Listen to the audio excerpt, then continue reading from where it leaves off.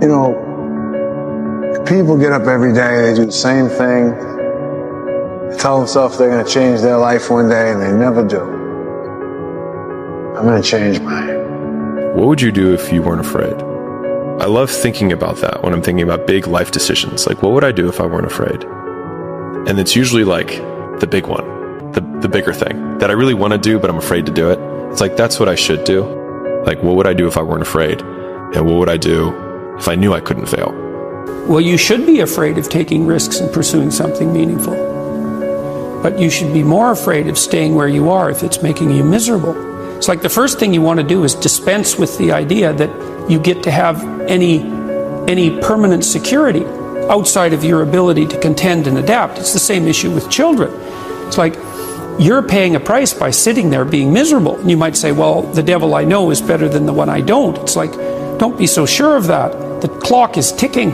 Yeah, and if you're miserable in your job now and you change nothing, in 5 years you'll be much more miserable and you'll be a lot older. If you play it safe, you're going to exist. You only get to live when you take risk. Ain't no living in safety. You can't be the man if you don't jump. You can't be top dog unless you fight the other dog. Ain't nobody finna give you the championship. You don't win the title without coming to the fight. You don't win the fight without training. Following your dreams is a lonely, solitary, scary, dangerous pursuit. You can't wait for somebody to think you can do it. And you got to be willing to risk everything to become that seed of what you believe is in there. You got to be fearless. You got to be relentless. Risk used to drive me right up the wall. I used to say, what if this happens?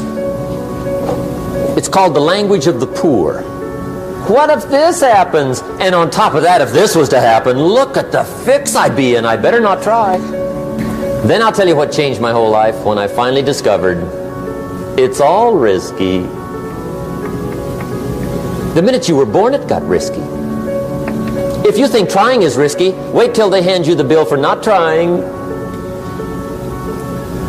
If you think investing is risky, wait till you get the tab for not investing. See, it's all risky. Getting married is risky. Having children is risky. Going into business is risky. Investing your money is risky. It's all risky.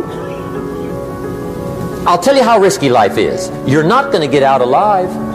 You need to put yourself in uncomfortable situations and uncomfortable scenarios, okay? If you do easy things, you will have a hard life. If you do hard things, you will have an easy life. Let me say it again. If you do easy things, you will have a hard life. If you do hard things, you will have an easy life. As a man, you have to understand that we as men, we do better in environments where we are uncomfortable, okay? You put pressure on a rock, it turns into a diamond. You gotta let go of that stuff from the past because it just doesn't matter. The only thing that matters is what you choose to be now. The comfort zone is dangerous. When you're comfortable, you are at most danger. The comfort zone is somewhere you should never feel comfortable. You should be happy and dissatisfied. Anybody ever tell you, hey, look, you know what? Just be satisfied with what you got. Don't believe them. Get them away from you. You should never be satisfied with what you got. Because the attempt to get more makes you into something better. Don't let anybody tell you, hey man, you should just be happy with, no! Nobody knows but you. You can't get advice on what you should do with your life, right? Nobody knows what you are. Like even sometimes you don't really even know what you are. You got to take your shot. As much as you want people to agree and you want the people around you to be supporting your dreams and all, it's not going to be like that all the time. You got to do it alone. And people will help you, and when you get the ball rolling, people will jump on. But if you don't believe, nobody else is going to believe. But one of the things that really motivates me, or one of my most powerful motivational frames, is thinking about the person that I want to become as the destination. And thinking like, I want to be bulletproof. I want to be bulletproof in these ways. I want to be bulletproof in my marriage. I want to be bulletproof in my business, etc. And I think about that man, whoever I want him to be. Like we said, hell is when you look at who you could have been and realize that you're not that person. And then I think, if I were to make that man what would I put that man through to make him who he is? Like, it wouldn't be easy times. It wouldn't be quick wins. It wouldn't even be easy wins. It would be the toil and the struggle of achieving and reaching for things that are right out of grasp, that are right above my threshold, and continuing to do that to like lift the weight, to build the muscle, to break it down and do it over and over again, because like that's what creates the character traits that are the man that I want to be. And so when I'm going through those like really harder times, I like to think of like looking in my mental mirror of like, I'm making you. I'm not there yet, but I'm making you. See, look, one thing I want you to promise me is that no matter how long it takes, keep going. No matter how much it hurts, keep going. So you was placed on this earth for a reason. You weren't meant to be average. You were meant to excel. You gotta understand that this grind is meant to make you who you're supposed to be, a dog. A little grind ain't never hurt nobody. Stop being soft. Let's embrace it. If you go through that fire, you're gonna come out real cold. That's what we want. So I wanted to project myself forward to age 80 and say, okay, now I'm looking back on my life. I want to have minimized the number of regrets I have. And you know, I knew that when I was 80, I was not going to regret having tried this. I was not going to regret having wanted, trying to participate in this thing called the internet that I thought was going to be a really big deal. I knew that if I failed, I wouldn't regret that. But I knew the one thing I might regret is not ever having tried. And I knew that that would haunt me every day. When I thought about it that way, it was an incredibly easy decision. When you get older, you think about things. My estimate historically, 80% of the time it ends up in the can like Johnny Sack. No risk, no reward. Did I take enough risk? Did I put myself out there enough? You definitely didn't. What's that? You definitely did not. And here's how I know it. At least, again, one man's point of view. I'm not sure anybody is taking enough risk from 20 to 30. It is the most interesting thing that I've been thinking about, which is it is never more practical to be disproportionately risky than from 22 to 30, yet everybody goes the other way because now they're the real world and it's time to prove something to their parents, to themselves, to everybody else, and everybody goes conservative. And that's when I realized that there's two ways to see the world. Some people see the thing that they want, and some people see the thing that prevents them from getting the thing that they want. This next 5-year window is when you don't go practical and safe. This is not the time to get the job mom wanted you to. This is the time to realize that you have a 5-year window, and it's 3 for some, it's 8 for others, but this is a 5-year window for you to attack the life that you want to win. Don't ever let somebody tell you you can't do something. Not even me. You got a dream, you got to protect it. People can't do something themselves. They want to tell you you can't do it. You want something, go get it. Period. This is why I'm a big believer in this, is that when you are starting out, I think you got to find the thing that's the pain. And like, pain motivates significantly faster and stronger than pleasure does. Like, people are like, no, passion's the right way. It's like, point a gun at a family member, all of a sudden, 10 out of 10 motivation. Pain. And so like, I think people should use their pain more. It wouldn't kill you to try. Spending a long time getting a life you would actually want is about 1,000,000 times better than getting a quick turnaround time on a life that you'll forever be disappointed with. Playing it safe seems just fine until you get to the last moments of your life and realize all the potential that you threw away and can never get back. And I will never know from experience what that feels like, but the thought of that realization is haunting. What matters is, at some point, you have to identify what you want to do, and you've got to become the best in the world at that, period. Not really good, you've got to be the best in the world. So your thing in life, at something, you've got to become the best in the world at it. And if you're not prepared to go in with that mentality, you're never going to get anywhere. I'm speaking to all of you out there that want to do something unbelievable. So many of us come from these small places in our mind that we're not willing to think outside only what we've seen. Our mind works in such a small compartment. And one thing I was able to do was to dream. And until you're able to really put yourself into that dream, but don't make dreams your master, that's where you truly become what you're destined to become. So you're always trying to come up with reasons that you don't have to do it today. But if you're building the muscle either way. You're either building the muscle that says, I do what I say, I keep the commitments that I make, or you're building the muscle that says, I make excuses, I don't do what I say, I can't be counted on, right? And so when we think about discipline, it's really about like, what promises are you going to keep? And the tricky thing is you're keeping promises to yourself that nobody even knows that you made, right? It's not like, hey, you made this commitment. If I don't write this book by this time, like, I have to do this embarrassing thing, or, then I'll retire. You're not really putting your ass on the line in that sense, but you've said to yourself you're going to do this thing, and building that muscle is really important. You have to take chances in life. If you don't take chances in life, you'll never have the life God has for you. Life is about risk. If you play it safe in life, you ain't gonna have much of a life. If you play it safe, you won't have much of a life. Life is risk. It take courage to pursue your dream. I just did it. It cost me everything, but eventually, God is very good, man, when he sees you take a leap of faith. He supplies you everything you need. Now, it's gonna cost you something, but most people are not willing to pay what it costs to go after your dream, because you're gonna have to hurt a little bit. So at those times where you're questioning if you have anything left, know a day from then, a week from then, a month from then, a year from then, you will never remember the discomfort of the pain. You will always remember the pride of the accomplishment. That lives on. That's why pain is temporary. Pride is forever, guys. You give it your all, you get it all. Tenfold. What do you think all success starts with? Well, the fast answer is mindset. Going back to the only belief that matters, you said it. It's the way you act is ultimately all that matters, and the way you act follows what you allow yourself to believe.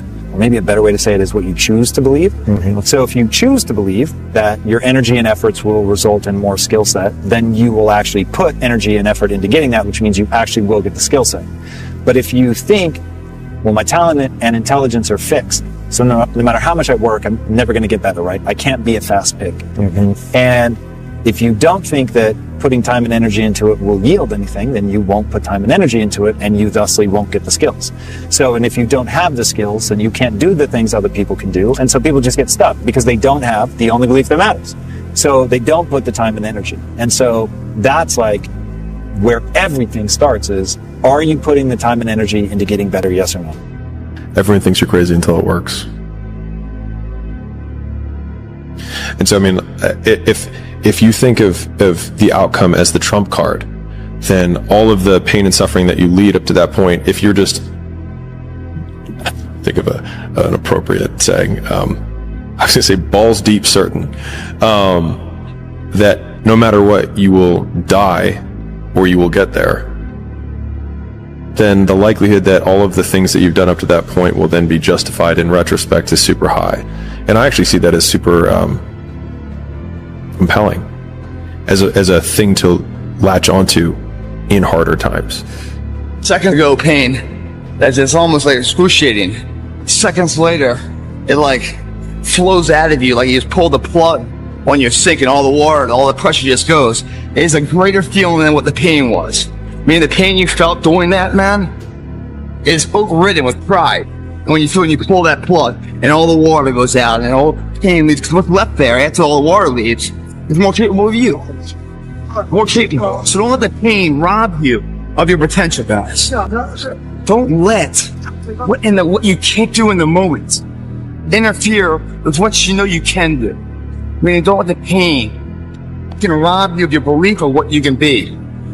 Because your body hears everything your mind says. And anytime you have any kind of discourse, or you can be subject to the discomforts of the situation, your body remembers that, and your body's just a message. about the purity right here. This delivers whatever this says. And you start thinking you can't do it, and that pain's like, oh, it feels, I can't do the pain. You think that body's gonna tell your brain, the boss of the world, hey man, we can do it? Bullshit. It's like a little bitch your body is. It's just like, okay, we're done then. Your body hears everything your mind says. Don't even give it a chance to think that kind of shit. My father could have been a great comedian, but he didn't believe that that was possible for him. And so he made a conservative choice. Instead, he got a safe job as an accountant. And when I was 12 years old, he was let go from that safe job. And our family had to do whatever we could to survive. I learned many great lessons from my father, not the least of which was that you can fail at what you don't want. So you might as well take a chance on doing what you love.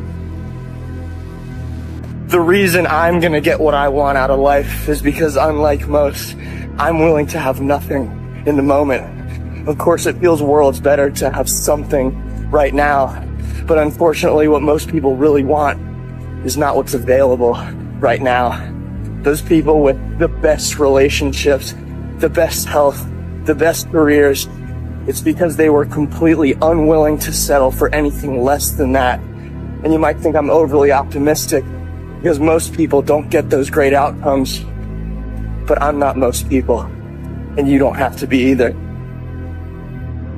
Most of us, we live in a box. And we don't want to go outside that box at all, ever. Outside that box is all these possibilities of life.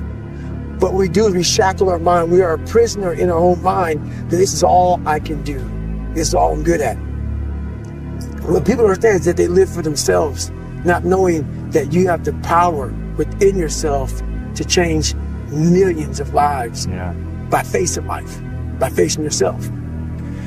What if it's a mistake? It's a mistake. Rest assured. What do you know? You're going to stumble around, right? And what's going to happen is this. You're going to move, you're going to not stay in stasis. You're not going to wander around in circles. And I see people like that. They said, well, I never knew what to do, and now I'm 40. It's like, that's not so good. That's not so good. And you might say, well, and there is a literature too that suggests that people are a lot more unhappy when they look back on their lives about the things they didn't do than they are about the mistakes they made while they were doing things. We are training kids and people to be soft in a world that continuously gets harder. And it doesn't correlate. Like that guy talking about the tear gas with the SEALs. Is that necessary? I don't know. But what is necessary is you have to build a person that can withstand the pressures of whatever they're going to be dealing with in life. And we don't do that. I'm not trying to send a message of run 200 miles, be the baddest motherfucker in the world, but be tough.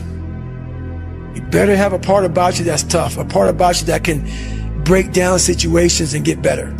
We actually have to re-embrace risk on a personal level and on a societal level. We have to take the risk of freely exchanging ideas because that's where innovation happens. We have to take the risk of being able to invest and reap the benefits of that risk. In a personal relationship, getting married is a risk. It is foregoing a current benefit for a future gain. Every decision you make is a risk. The biggest risk of all, of course, is the decision to be free and to take responsibility for your own choices.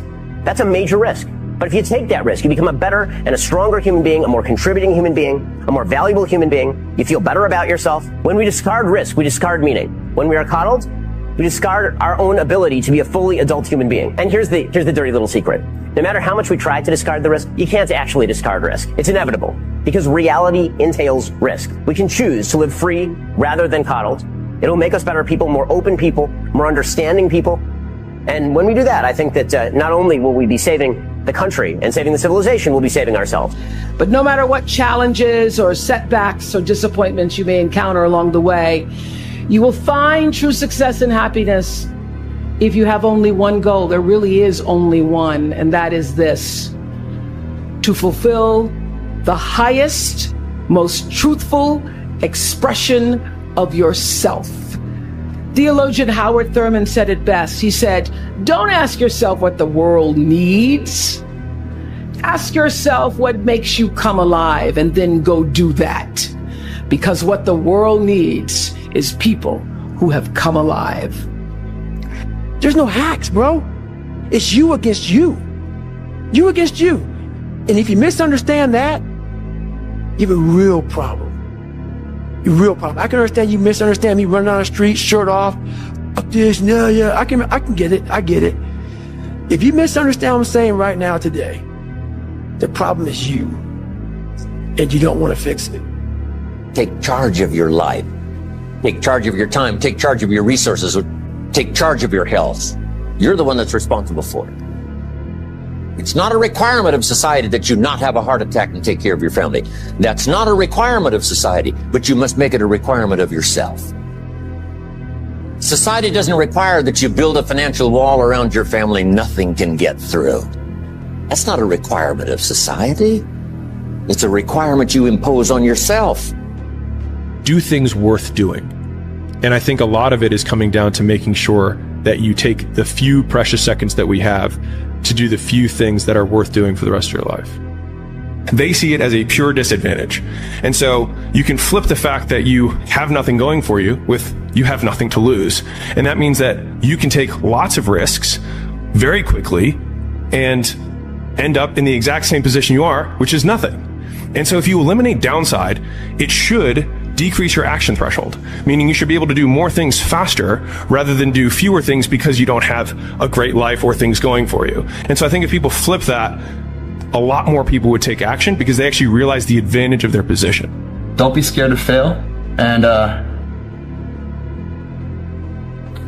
wherever you are right now is not who you are, it's just where you are, And if you fall, man, fall forward. Don't fall on your ass. When they say it can't be done,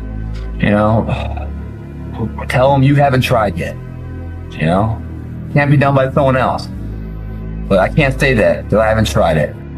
Then you go try. Those who can do. Those who can't talk about those who can. I'm gonna say it again. Those who can do. Those who can't talk about those who can. Yeah. Now, can you? Or can you not? Or you just want to sit on the sideline to talk about other people? Or can you step up? How do you want to live? Stop just waking up like an accident. What do you want? And then once you find out what you want, spend the rest of your natural life waking up and going after it. I think most people feel really lonely when you want something that doesn't currently exist. And so some people call that dreams, some people call that goals, whatever it is, you're trying to pull something from your mind into reality and you want it done a certain way. And if it's not done that way, it's not what you imagined. And so people on the outside will throw stones and call you names that they think will change your behavior and get you to stop. And the more I have been the person trying to pull things into reality, the more I've tried to weather and build kind of defenses against those things so that when those stones get hurled at you by being called a control freak or by saying you micromanage things or that you have incredibly high standards, the answer is yes, because I want it done right the first time. Because either way, if you have enough will, it's going to get done the way that I want it to get done regardless, and it will be less painful if we just do it right the first time, because we will still have to do it, and you may have to do it 3 or 4 more times, but eventually you will just succumb to the fact that we're going to do it this way. And I think all of the great things that have happened for humanity have been from one man or woman who had an idea and just wouldn't let people shake it from them. In a world that's changing so quickly, the biggest risk you can take is not taking any risk. And I really think that that's true, right? I mean, a lot of people, I think that, whenever it comes to, whenever you get yourself into a position where you have to make some big shift in direction or do something, there are always people are going to point to the downside risks of that decision. And locally, they're maybe right? I mean, for any given decision that you're going to make, there's upside and downside. But in aggregate, if you are stagnant and you don't make those changes, then I think you're guaranteed to fail. So many people do this. They're talking to you on who they want to be. They're lying to you. And they walk away, I've done that so many times, walk away like, God, man, why can't I just tell him the truth? Why the hell can I just tell him the truth? You know how good it feels for me now to look at you in your eye? And man, I see. Because women won't get this. Women will not get this. Man to man, that man You look another man in the eye and you know that everything you're saying is real. And it comes from a real working place, something that you earned. It's the best feeling in the world. You can say that actually happened. Yes. Like I know with certainty what I'm saying actually happened. Actually happened. Who I am and who I say I am, I am. No more lies. No more skirting the truth. No more bullshit. And that is worth every dime I've ever made in my life. Because if you live in the future, you're anxious. If you live in the past, you're depressed. If you live in the now, you're happy. That's how you do it, guys. You admit to something. You tell everyone about it. And no matter what, they honk and cheer for you. They get behind you. Instead of being one of those subjective nature losers in life that beats you down because you're doing better than them and you're reminding them of their failures. And here it starts. Get the mind right, the body will follow. Tell the world, get a goal, achievable goal. And then day by day by day, you start to do that goal to make it the reality, guys. It's not guesswork. It's a science of intensity. If you don't have the intensity, don't come in. When I was like 17 years old and I didn't know what I wanted to do with my life, as you guys know, I created my Twitch account in 2019. I had one viewer for an entire year. That one viewer was my dad. Imagine when you're older and your grandkids say to you, "Granddad, tell me about what it was like when you were young." And you say, "I didn't really do much, to be honest, because I was worried about what other people would think of me. I never took my shirt off because I hated the way I looked. I didn't start that business because I was scared it might fail." Just think about how silly that would sound. You only get one go around at this thing. Blink and you'll miss it. Crack of the whip and then you're gone. So make it worth it. Your story may not have such a happy beginning, but that doesn't make you who you are. It is the rest of your story, who you choose to be. And you won't necessarily succeed at everything the first time you try. That's okay. Some of the most successful people in the world are the ones who've had the most failures. J.K. Rowling, who wrote Harry Potter, her first Harry Potter book was rejected 12 times before it was finally published. Michael Jordan was cut from his high school basketball team. He lost hundreds of games and missed thousands of shots during his career. But he once said, "I have failed over and over and over again in my life, and that's why I succeed." These people succeeded because they understood that you can't let your failures define you. You have to let your failures teach you.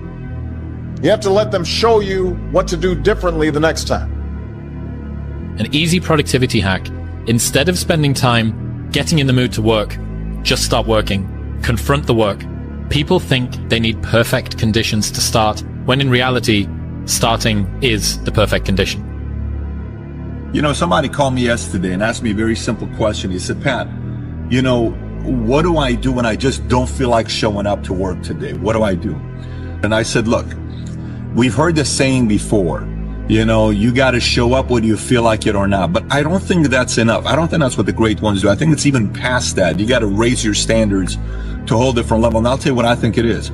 You not only have to show up, you have to show up when you don't feel like it, and you have to want to perform and psych yourself out to be in the zone and be confident and excited in the mood and, you know, figure out a way to psych yourself out, fool yourself into being positive, fool yourself into becoming such a high vibration type of an energy where all of a sudden you're starting to perform and then you start believing you're excited, then you completely forgot you were not in the mood.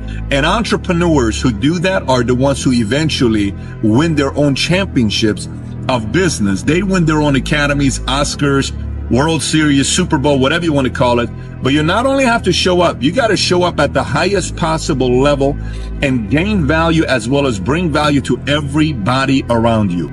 Show up today and show up with the most incredible energy.